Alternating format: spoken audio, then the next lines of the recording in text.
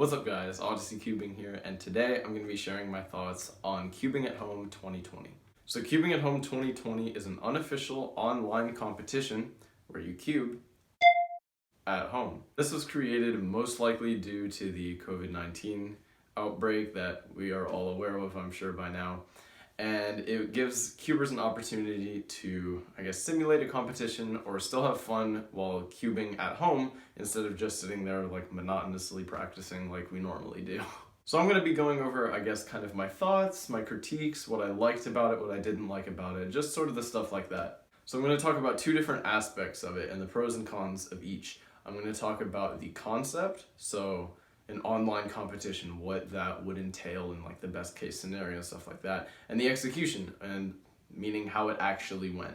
And I'll be going over the good and bad parts of each of those. So the concept of an online competition is actually a really good one. It's free, you don't have to travel, you don't have to pack. It's a lot less of a hassle, to be quite honest, than going to a real competition would be. You don't have to worry about feeding yourself or hotels or anything like that. It's a lot easier, hence the name Cubing at Home. You do it from your home, anywhere really. So the idea is to keep yourself properly socially distanced from people and also be a part of a competitive cubing sort of group. And I think that's a really good place for the cubing community to be going, especially in a time like this where you don't really want to be touching stack mats that 50 other people have touched, or touching and scrambling 100 different cubes per event. I think it's a really good and safe idea to be able to just be at home and compete by yourself, but still with others. So the only drawback that I can think of for this concept is the honor system. This competition runs on the honor system. You put in your own times, no judges there to make sure you're following any WCA regulations. It's just you. And obviously people are going to take advantage of that. I had seen at least 3 different people who already had within the first round that I competed in.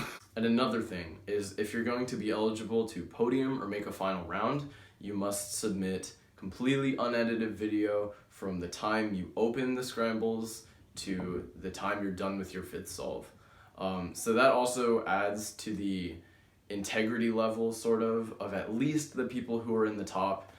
To be quite honest, if you're not really up there and don't have to submit your videos of you solving, then it's not really worth, lying about anyway. So I don't think it's that big of a deal that only the top 8 or however many have to submit a video. Now let's move on to the execution. So first I'll start with the pros, the things that I either really liked or think were very well executed or well done. The first thing I liked was the streaming style. So I logged on at about probably 11 o'clock and just waited for the stream to start. And then, the thing popped up saying the stream's gonna start soon. And then pretty much right at 11:30, I see Keaton and Daniel on the screen and welcoming me. And I thought it was a very good layout. I was pretty impressed with kind of the quality that this had taken on. I didn't expect it to be such a big thing, as I don't think anybody did, and I think they really stepped up to the plate when it came to giving a quality product for everybody that was participating in it. Another thing that I liked, kind of regarding the streaming, is that you could view it from multiple places. You could go on Twitch, the Cubicle was streaming it on YouTube, and it was even on the homepage of the website of Cubing at Home. Another thing I absolutely loved about this was the FAQ page. So if these frequently asked questions hadn't been answered right on the website, me, as well as probably 4,000 other cubers, would have been probably very confused for the first few rounds or so. I think the idea of having people who are really good at the event that is happening on the live stream, so it's not just the same 2 or 3 people talking for hours and hours as people do their own solves. I think that's a really good idea. So now moving on to the cons of the execution of this idea. I think this idea could have been much better executed, and don't get me wrong, I'm not just going to be sitting here complaining about it the entire time. I'll suggest maybe ways to improve it and stuff too. But I also understand that it was the very first time anything like this had ever been attempted or happened at all. So I really do, even though I'm about to, kind of get on the process of the online competition, I really do admire the hard work of every single person who put work into this, because in the end it's a really fun experience, and I think there's definitely room to grow in this aspect of the cubing community. So I just want to put that out there. First thing was staying on schedule, and 5x5, right at the time that it was supposed to end, it ended, and they were like, we'll be right back, and they got on the next I think it was Square One streamer, and I was like, awesome, this is gonna be great. I had entered in my times and stuff, no problem, and I was like, cool, this is gonna be great. And then it started running behind a little bit,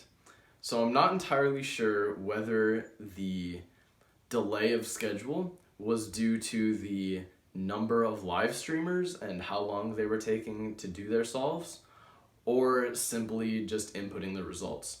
But if it's the live streamers that are the problem, the fast people doing their solves for the comp on the stream, I think maybe it would be better if we just had one or two faster people, and maybe when they were done with their average, just talk about it a little bit, but then still keep it on schedule and not overbook the number of streamers, so you are able to stay on schedule, if that makes sense. And by the time I had done my final event for the day, which was 3x3 round 2, I was almost an hour behind schedule. And in the case of the online competition, they scheduled most events for 20 or 30 minutes. And I think that's a great amount of time, as opposed to a real comp that you need almost 45 minutes or an hour for every single event, because you have to keep going through and rotating through stations and scrambling and all that jazz. I think 20 or 30 minutes was a great amount of time if that had actually happened. And I think for future online competitions like this, if the schedule was more closely followed, I think it would make for a better experience just for everybody. The next thing I'm going to talk about is the amount of competitors. And I know it was very hard to foresee kind of how big this was going to blow up. So I'm sure the people who were creating this, everybody involved, I'm sure they only expected maybe a few hundred people across the US. But no, they actually got over 4,200 competitors. That definitely had an impact on how the competition ran, and I think that's a pretty simple thing to be able to maybe gauge next time, whether it be a competitor limit or just improving the state of things or even the schedule to allow the amount of people that did register to compete on time and be able to do everything that they need to do while still moving ahead efficiently. And the final thing I'm going to talk about is the website itself. So this kind of covers a couple different aspects. Most of what I'm going to talk about is regarding the speed of the website. Like I said, I know nobody could have foreseen that over 4,000 people were going to be at this competition.